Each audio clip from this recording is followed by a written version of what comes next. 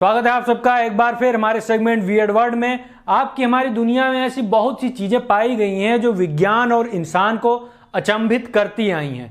ऐसी ऐसी रहस्यमयी चीजें जिनके बारे में हम अलग अलग सोर्सेज से अलग अलग कहानियां सुनते रहे हैं, लेकिन इन चीजों के होने का कोई ठोस सबूत कभी नहीं मिल पाया है। इन्हीं में से एक अनोखी चीज है जलपरी। अगर हम इतिहास में खोजें तो बहुत सारे ऐसे सबूत मिलेंगे जिनके हिसाब से जलपरियां सच में होती हैं, और ये सबूत जलपरियों के वजूद को एक्सेप्ट करने के लिए मजबूर करते हैं। लेकिन इन इतिहास की कहानियों में कितनी सच्चाई है ये कोई नहीं जानता। तो आइए बात करते हैं ऐसे हिस्ट्री में मेंशन्ड इवेंट्स की जिनकी अगर माने तो जलपरियां सच में हमारी नदियों और समुद्रों में पाई जाती थीं। आइए चलते हैं एक ऐसे सफर पर जहां जलपरियों के अस्तित्व को संपूर्ण रूप से स्वीकारा गया है। साल 1493 में क्रिस्टोफर कोलंबस जब डोमिनिकन रिपब्लिक के पास से समुद्र के रास्ते गुजर रहा था तो उसे 3 जलपरियां दिखाई दी।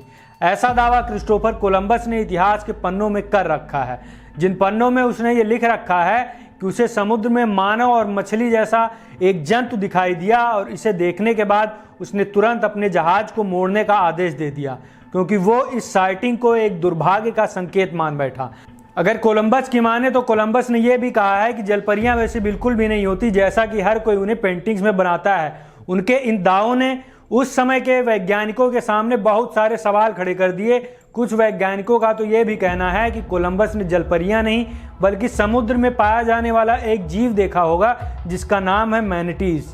मानव ने पाषाण काल से ही गुफाओं में चित्र बनाने का काम शुरू कर दिया था, ये तो हर किसी को पता है, लेकिन शायद हर किसी को यह ना पता हो कि इन गुफा चित्रों में मानव के द्वारा जलपरियों का शिकार करते हुए दिखाया गया है। ऐसे बहुत से चित्र हैं जहां लोग जलपरियों का शिकार कर रहे हैं, क्योंकि उस समय लिखना पढ़ना इंसान ने नहीं सीखा था, इसलिए वो अपने अंदर के भाव को चित्रकला के सहारे प्रकट करता था। जो लोग जलपरियों के वजूद में विश्वास करते हैं उनका मानना है कि मानव के द्वारा शिकार ही एक वजह है जिससे जलपरियां इंसानों से छुपकर रहने लगी, और ये गुफाओं के चित्र जलपरियों के होने का बहुत ही विश्वसनीय प्रमाण देते हैं। जुलाई 1842 न्यूयॉर्क अमेरिका की बात करते हैं, जहां डॉक्टर जे ग्रिफिन नामक एक व्यक्ति ने ऐसा दावा किया कि उसके पास एक असली की जलपरी है जिसे उसने साउथ पैसिफिक के आइलैंड फिजी से पकड़ा है।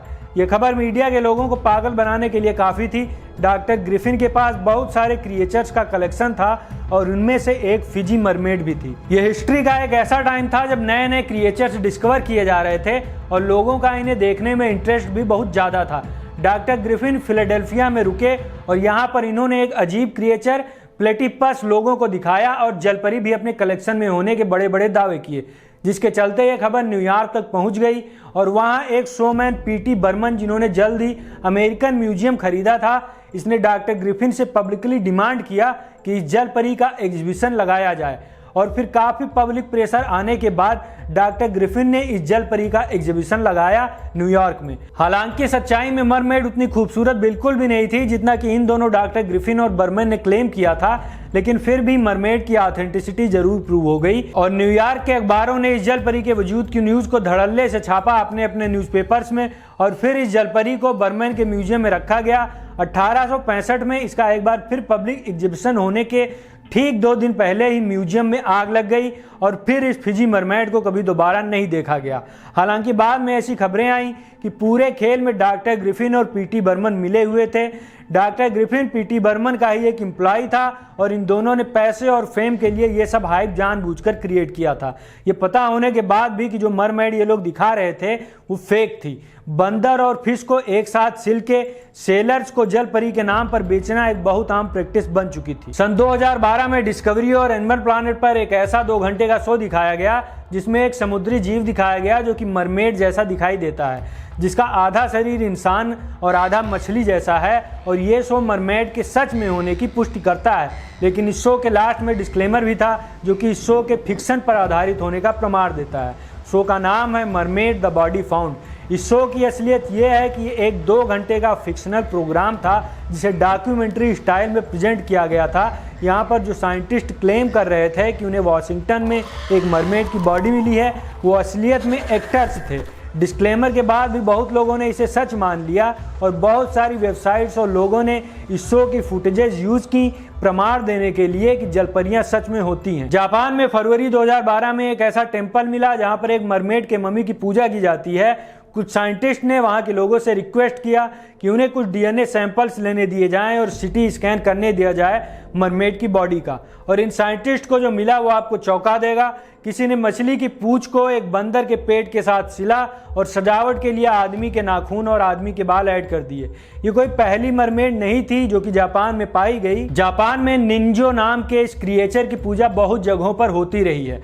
वैसे सोशल मीडिया पर हमेशा से ऐसी वीडियोज और फोटोज आती रही हैं जो कि ये क्लेम करती हैं कि जलपरियां सच में होती हैं, लेकिन साइंस इस बात को हमेशा से नकारता हुआ आया है कि जलपरी जैसा भी कुछ होता है। अगर हिंदू माइथोलॉजी की माने तो जल परियों का कोई ज़्यादा बार मेंशन नहीं है, लेकिन भगवान विष्णु के मत्स्य अवतार का वर्णन हिंदू माइथोलॉजी में जरूर है, जहां भगवान विष्णु आधा आदमी और आधा मछली जैसे दिखाए गए हैं। वेदव्यास महाभारत के अनुसार आद्रिका नाम की एक अप्सरा थी जिसे जलपरी बनने का श्राप एक साधु ने दिया। रामायण के थाई वर्जन के हिसाब से सुवर्णमच्छा नामक एक मरमेड थी जो कि रावण की पुत्री थी और जिसका एक पुत्र भी हुआ मकरध्वज नाम का, जो कि खुद को हनुमान जी का पुत्र कहता था। मकरध्वज का जन्म तब हुआ जब हनुमान जी लंका में आग लगाने के बाद अपनी पूंछ में लगी आग समुद्र में बुझाने के लिए आए। तब हनुमान जी ने जब अपनी पूंछ समुद्र में डुबाई तो हनुमान जी का पसीना एक मछली ने पी लिया, जिसकी वजह से मकरध्वज का जन्म हुआ। तो क्या ये मरमेड सिर्फ हमारी कल्पना की ही उपज हैं? जो इतनी कहानियां हमें हिस्ट्री में मिली हैं, इतने सबूत, क्या ये सब झूठे हैं? NOAA national oceanic and atmospheric administration का कहना है आज तक कोई भी एविडेंस ऐसे एक्वेटिक ह्यूमनॉइड्स के नहीं मिले हैं। आपका क्या मानना है जलपरियों के बारे में? कमेंट सेक्शन में जरूर बताएं। अगर चैनल को सब्सक्राइब नहीं किया है तो जरूर सब्सक्राइब करें। फिर मिलूंगा आपसे किसी और वीडियो के साथ, तब तक के लिए टाटा बाय बाय नमस्कार।